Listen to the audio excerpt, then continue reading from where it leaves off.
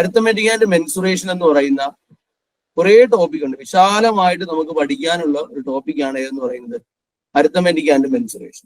അതായത് നമ്മൾ ഇപ്പൊ പഠിക്കുമ്പോൾ വളരെ ഡീറ്റെയിൽ ആയിട്ടൊന്നും നമുക്ക് എന്ത് ചെയ്യണം, അരിത്തമെറ്റിക് ആൻഡ് മെൻസുറേഷൻ നമ്മൾ പഠിക്കണം. പക്ഷെ ഒരു ചെറിയ പ്രശ്നം എന്ന് പറഞ്ഞു കഴിഞ്ഞാല് നമ്മൾ എങ്ങനെ പഠിക്കും, നമ്മൾ ഏത് മേഖലയിൽ പഠിക്കും? അപ്പൊ നമുക്ക് അരിത്തമെറ്റിക് ആൻഡ് മെൻസുറേഷനിൽ ഏകദേശം 200 മാർക്ക്. ഞാൻ മെയിൻസിനെ പറ്റിയാണ് കൂടുതലും ഞാൻ എന്ത് ചെയ്യുന്നത്, ഫോക്കസ് ചെയ്യുന്നത്. അരിത്തമെറ്റിക് ആൻഡ് മെൻസുറേഷൻ എന്തുകൊണ്ട് നമ്മൾ ഈ മെയിൻസിനെ നമ്മൾ കൂടുതലായിട്ട് ഫോക്കസ് ചെയ്യുന്നു എന്നുള്ളത്. നമുക്ക് 200 മാർക്കിന്റെ എക്സാമിന് നമ്മൾ ഏറ്റവും കുറഞ്ഞത് 100 മാർക്ക് നമ്മൾ വാങ്ങിച്ചിരിക്കണം. നേരത്തെ സാറത് ഡീറ്റെയിൽ ആയിട്ട് പറഞ്ഞായിരുന്നു അല്ലേ? ശരി. അപ്പൊ നമ്മൾ എന്തുകൊണ്ട് നമ്മളിത് എന്ത് ചെയ്യുന്നു, നമ്മൾ പ്രിലിംസിനും മെയിൻസിനും കൂടെ ഒരുമിച്ച് പഠിക്കണം എന്ന് പറയാനുള്ള കാരണം എന്താണെന്നാണ് ഞാൻ പറയാൻ പോകുന്നത്.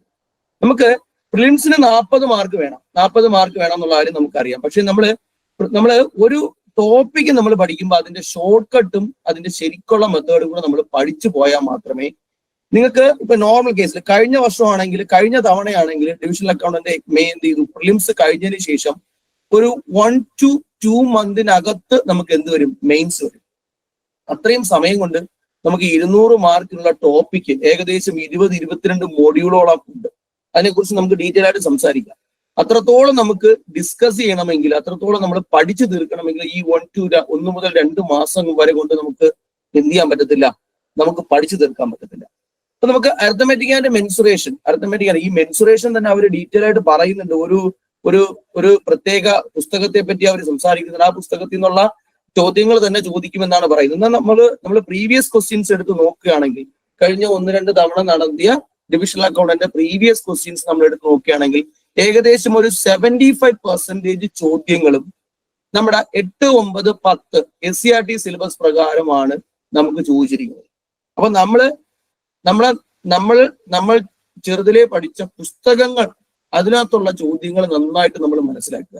നമ്മൾ വെറുതെ പഠിച്ചിട്ട് കാര്യമില്ല. നമ്മൾ വെറുതെ ഒരു ഷോർട്ട് കട്ട് മെത്തേഡ് നമ്മൾ പഠിച്ചിട്ട് കാര്യമില്ല. കാര്യം എന്താണ്, ഇത് ഡിസ്ക്രിപ്റ്റീവ് എക്സാം ആണ് മെയിൻസിന് നടക്കുന്നത്. അപ്പോൾ നമ്മൾ പഠിക്കുമ്പോൾ ഷോർട്ട് കട്ടും നമ്മൾ പഠിക്കണം, അതുപോലെ തന്നെ ഡിസ്ക്രിപ്റ്റീവ് ആയിട്ട് നമ്മൾ എഴുതാനും പഠിക്കണം. ഈ ചോദ്യങ്ങളുടെ എങ്ങനെയാണ് സ്റ്റെപ്പ് ബൈ സ്റ്റെപ്പ് ആയിട്ട് നമ്മൾ PSC പഠിക്കുന്ന നമ്മളെ സംബന്ധിച്ചിടത്തോളം നമ്മൾ എന്ത് ചെയ്യാറില്ല, നോർമൽ കേസിൽ നമ്മൾ എന്ത് ചെയ്യാറില്ല, ഇങ്ങനെ ഡീറ്റെയിൽ ആയിട്ട് നമ്മൾ പഠിക്കാറില്ല. നമ്മളെല്ലാം ഷോർട്ട് കട്ടാണ് പഠിക്കുന്നത്. അതാണ് ഡിവിഷണൽ അക്കൗണ്ടിന്റെ പ്രത്യേകത. ഈ ഷോർട്ട് കട്ട് മാത്രം കൊണ്ടുവന്ന് നമുക്ക് എന്താണ്, ഈ എക്സാമിന് നമ്മൾ അപ്ലൈ ചെയ്തു, ഈ മെയിൻസിന് നമ്മൾ ചെയ്യുന്നത് ഷോർട്ട് കട്ട് മെത്തേഡ് ആണെങ്കിൽ എന്ത് ചെയ്യില്ല, അവര് നമുക്ക് പൂർണ്ണമായിട്ട് മാർക്ക് തരില്ല. അതാണ് വിഷയം. അപ്പോ നമുക്ക് തന്നെ അറിയാം, ഈ പേപ്പർ നോക്കുന്നത് ഏകദേശം നമുക്ക് ഹയർ സെക്കൻഡറി സ്കൂൾ അധ്യാപകരാണ് 4 തവണ വാല്യൂ ചെയ്താണ് എന്ത് ചെയ്യുന്നത്, ഈ മാർക്ക് അവര് കണ്ടെത്തുന്നത്. അപ്പൊ നമുക്ക് അരിത്തമെറ്റിക് ആൻഡ് മെൻസുറേഷനിൽ എന്തൊക്കെ ടോപ്പിക് ഉണ്ടെന്ന് നോക്കാം. ഇതിപ്പം എന്താണ്, മെയിൻസിനും നമ്മുടെ പ്രിലിംസിനും ഒരേ സിലബസ് തന്നെയാണ്, ഒരേപോലെ തന്നെയാണ്, ഒരു മാറ്റവുമില്ല. നമുക്കിവിടെ മൊഡ്യൂൾ 1 എന്തുണ്ട്, നമ്പർ സിസ്റ്റം ഉണ്ട്, അതുപോലെ പോളിനോമിയൽ ഉണ്ട്. ഈ നമ്പർ സിസ്റ്റം നമ്മൾ എവിടെ പഠിക്കുന്നതാണ്, നമ്മൾ PSC പഠിക്കുന്ന നമ്പർ സിസ്റ്റം തന്നെയാണ് ഉള്ളത്. മിക്കവാറും ഉള്ളതെല്ലാം നമ്മൾ PSC പഠിക്കുന്നതാണ്. എന്നാൽ പോളിനോമിയൽ എന്ന് പറയുന്ന ഒരു സെക്ഷൻ നമ്മൾ എന്ത് പഠിക്കുന്നില്ല. ഇപ്പോ ഡിഗ്രീസ് ഓഫ് ക്ലാസിഫിക്കേഷൻ ഉണ്ട്, അതുപോലെ റിമൈൻഡർ തിയറം ഉണ്ട്, ഫാക്ടേഴ്സ് തിയറം ഉണ്ട്, അതുപോലെ ഡിവിഷണൽ അൽഗോറിതം ഓഫ് പോളിനോമിയൽ ഉണ്ട്, അതുപോലെ തന്നെ coefficient, zero and coefficient of polynomial ഉണ്ട്. അപ്പൊ ഈ പോളിനോമിയൽ എന്ന് പറയുന്ന സെക്ഷൻ എവിടെയാണ് ഉള്ളതെന്ന് ചോദിച്ചു കഴിഞ്ഞാൽ നമ്മൾ 10th, അതായത് നമ്മൾ 10ാം ക്ലാസ്സിൽ നമ്മൾ പഠിക്കുന്ന SCERT സിലബസിലുള്ള പോളിനോമിയൽ, അതിനകത്തുള്ള ഇതിനെക്കുറിച്ച് അതിനകത്ത് പറഞ്ഞിരിക്കുന്ന ടെസ്റ്റിനകത്ത് പറഞ്ഞിരിക്കുന്ന കാര്യങ്ങൾ ഡീറ്റെയിൽ ആയിട്ട് നമ്മൾ പഠിച്ചിരിക്കണം. അപ്പൊ ഈ പോളിനോമിയൽ പഠിക്കുന്നതിന് മുമ്പ് ഇവര് മൊഡ്യൂൾ 2 ആയിട്ട് പോളിനോമിയൽ എന്നുണ്ട്. തൊട്ട് താഴെയാണ് സെക്കൻഡ് ഡിഗ്രിക്കേഷൻ തന്നിരിക്കുന്നത്. സെക്കൻഡ് ഡിഗ്രിക്കേഷൻ അറിയാമെങ്കിൽ മാത്രമേ നമുക്ക് എന്ത് ചെയ്യാൻ പറ്റത്തുള്ളൂ, നമുക്ക് പോളിനോമിയൽ ഈസി ആയിട്ട് പഠിക്കാൻ പറ്റും. അപ്പൊ നമ്മൾ മനസ്സിലാക്കേണ്ട കേസ്, നമുക്ക് എന്തുണ്ട്, നമുക്ക് മൊഡ്യൂൾ ആണ്, ഒരുപാട് മൊഡ്യൂൾ. എന്താണ് സെക്കൻഡ് ഡിഗ്രിക്കേഷൻ എന്ന് പറയുമ്പോൾ എന്താണ്, അതിനകത്ത് 2 മെത്തേഡും പഠിക്കണം. എങ്ങനെയാണ്, ഒന്ന് നമുക്ക് കംപ്ലീറ്റിംഗ് ദ സ്ക്വയർ മെത്തേഡും ഉണ്ട്, അതുപോലെ തന്നെ നമ്മൾ നേരത്തെ പണ്ട് നമ്മൾ പേടിച്ചൊരു ഇക്വേഷൻ ഉണ്ട്, -b ± √b² - 4ac/2a. ഈ ഇക്വേഷനിൽ നമ്മൾ എന്ത് ചെയ്യണം, നമ്മൾ പ്രോബ്ലം ചെയ്യണം. കണ്ടില്ലേ? അപ്പൊ നോക്കി, അതുപോലെ തന്നെ എന്താണ് system of linear equation in 2 variables.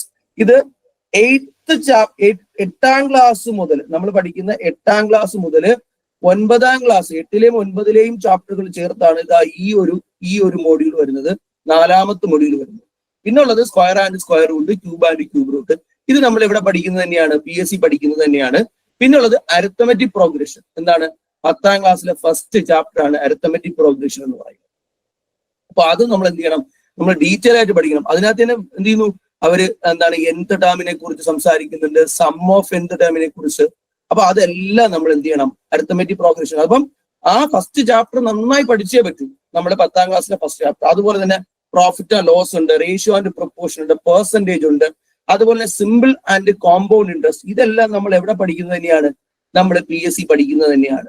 പക്ഷേ നമ്മൾ PSC പഠിച്ചിരിക്കുന്നത് എന്തിനാ? നമുക്ക് ഷോർട്ട് കട്ട് മെത്തേഡാ ഉള്ളത്. പക്ഷെ നമുക്ക് എന്ത് ചെയ്യാൻ പറ്റത്തില്ല? ഷോർട്ട് കട്ട് മെത്തേഡ് ഇവിടെ നമുക്ക് അപ്ലൈ ചെയ്യാൻ പറ്റത്തില്ല. ഓക്കെ, അപ്പൊ നമ്മൾ എന്ത് പഠിക്കണം? നമ്മൾ ഷോർട്ട് കട്ടും പഠിക്കണം, പിന്നെ എന്ത് പഠിക്കണം? ഡിസ്ക്രിപ്റ്റീവ് ആയിട്ടും പഠിക്കണം. 11ാമത്തെ മൊഡ്യൂൾ സ്റ്റാറ്റിസ്റ്റിക്സ് കണ്ടില്ലേ? അപ്പൊ അത് നമ്മൾ എന്ത് ചെയ്യണം? നമ്മൾ ഡീറ്റെയിൽ ആയിട്ട് പഠിക്കണം. പിന്നെ മാത്തമാറ്റിക്സ് ഇൻ കൊമേഴ്സ് കുറച്ച് എന്താണ്, ഷെയർസ് ഉണ്ട്, ട്രേഡിംഗ് ഇൻ ഷെയർസ് ഉണ്ട്, ഡിവിഡൻസ് അത് കുറച്ച് എന്താണ് ഈസി ആയിട്ടുള്ള കാര്യമാണ്. പിന്നുള്ളത് മാത്സ് സെക്കൻഡ് പോർഷൻ ആണ്. എന്ത്? സർക്കിൾസ്. ഈ സർക്കിൾസ് എന്ന് പറയുന്ന പോർഷൻ, അതിനകത്ത് ഏരിയ വരും, പെരിമീറ്റർ വരും, പിന്നെന്താണ്, സെക്ടർ വരും, അതുപോലെ തന്നെ കുറച്ച് ടാൻജന്റ്, അതെന്താണ് ഈ ടാൻജന്റ് തൊടുവരകളുണ്ട്. അതിനെക്കുറിച്ച് നമ്മൾ എന്ത് ചെയ്യണം? നമ്മൾ ഡീറ്റെയിൽ ആയിട്ട് പഠിക്കണം. അങ്ങനെ കുറേ കാര്യങ്ങളുണ്ട്. പിന്നെ ഉള്ളതാണ് മെൻസുറേഷനിലെ 2D ഫിഗേഴ്സ്. 2D ഫിഗേഴ്സ് എന്ന് പറയുമ്പോൾ ട്രയാങ്കിൾസ് ഉണ്ട്, അതുപോലെ തന്നെ കോർഡിലേറ്റേഴ്സ് ഉണ്ട്, അതുപോലെ തന്നെ പോളിഗൺസിനെ കുറിച്ച് നമ്മൾ പഠിക്കണം. ഇത് എങ്ങനെയുള്ള കാര്യങ്ങളെല്ലാം നമ്മൾ ഇതിനകത്ത് മൊഡ്യൂൾ 14, മൊഡ്യൂൾ 15 നമ്മൾ പഠിക്കണം. എന്നാൽ ഈ മൊഡ്യൂൾ 16 അതുമാത്രമല്ല, അവിടെ തന്നിരിക്കുന്നത് സിമിലർ ആൻഡ് കോൺഗ്രുവൻസ് ട്രയാങ്കിൾ. എന്ത്? 8ാമത്തെയും 9ാമത്തെയും നമ്മൾ ക്ലാസ്സിൽ പഠിക്കുന്ന 2 ചാപ്റ്ററുകളാണ്. ഒന്ന് സിമിലർ ട്രയാങ്കിളും, 2 കോൺഗ്രുവൻ ട്രയാങ്കിളും. ഇതും എന്താണ് പഠിക്കണം. അതെ, ഈ പറഞ്ഞിരിക്കുന്ന ട്രിഗണോമെട്രി 10ാം ക്ലാസ്സിലാണ്. അപ്പൊ ഈ കോർഡിനേറ്റ്സ് ജോമെട്രി ആൻഡ് ഓൾജിബ്ര എന്ന് നമ്മൾ പഠിക്കുന്ന 10ാം ക്ലാസ്സിൽ പഠിക്കുന്ന ചാപ്റ്റർ ആണ്. പിന്നെ time and distance, speed and work time, ഇതൊക്കെ നമ്മൾ എവിടെ പഠിക്കുന്നതാണ്? നമ്മൾ എന്താണ് PSC പഠിക്കുന്നതാണ്. പിന്നെ എന്നുള്ളത് സെറ്റ് ആണ്, അത് +1-ലാണ്. ഓക്കെ, ഇത്രയും കാര്യങ്ങളാണ് നമുക്ക് എവിടെ പഠിക്കാനുള്ളത്? ഈ കാണുന്ന ഈ പ്രിലിംസിനും മെയിൻസിനും പഠിക്കാനുള്ളത്. പ്രിലിംസിന് എത്ര മാർക്കിനാണ്? 40 മാർക്കിനാണ് എക്സാം.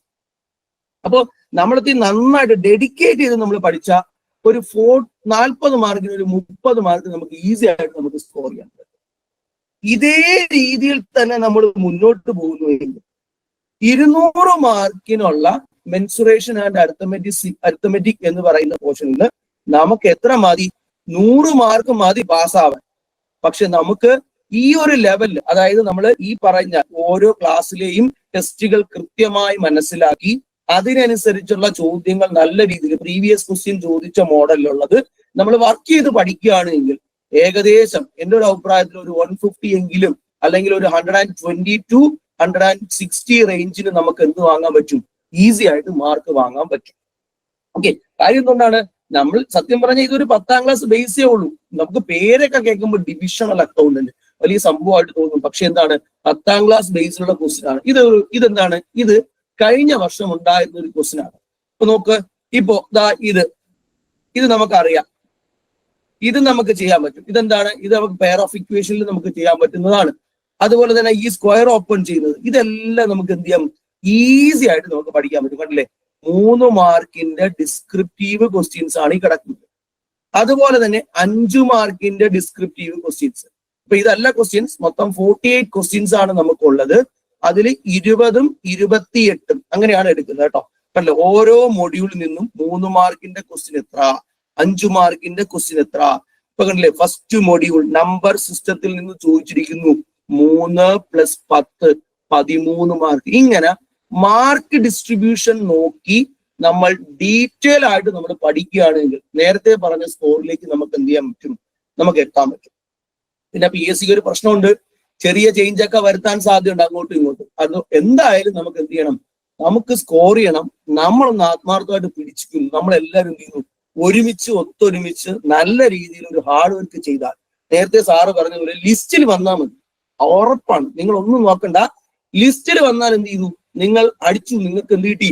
നിങ്ങൾക്ക് പവർഫുൾ ആയിട്ടൊരു ജോലി കിട്ടും. കണ്ടില്ലേ, 3 മാർക്കിന്റെ 20 ക്വസ്റ്റ്യൻ, 5 മാർക്കിന്റെ 28 ക്വസ്റ്റ്യൻ. കണ്ടില്ലേ, ഞാൻ നേരത്തെ പറഞ്ഞു 20, 28 റേഞ്ചിലാണ് ഉള്ളത് അല്ലെ. ഇപ്പൊ 20 മാർക്കിന്റെ 3 ക്വസ്റ്റ്യൻ 20 ചോദ്യങ്ങൾ 3 മാർക്കിൻ്റെത്. അതിൽ തന്നെ എത്ര കിട്ടി? നമുക്ക് 60 മാർക്ക്. ബാക്കിയുള്ളത് അല്ലെ നമുക്ക് ഈസി ആയിട്ട് നമ്മൾ വിചാരിച്ചു കഴിഞ്ഞാൽ നമുക്ക് അടിച്ചെടുക്കാൻ പറ്റുന്നതാണ് എന്ന് പറയുന്നത് ഈ കാണുന്ന ഡിവിഷനിലൊക്കെ.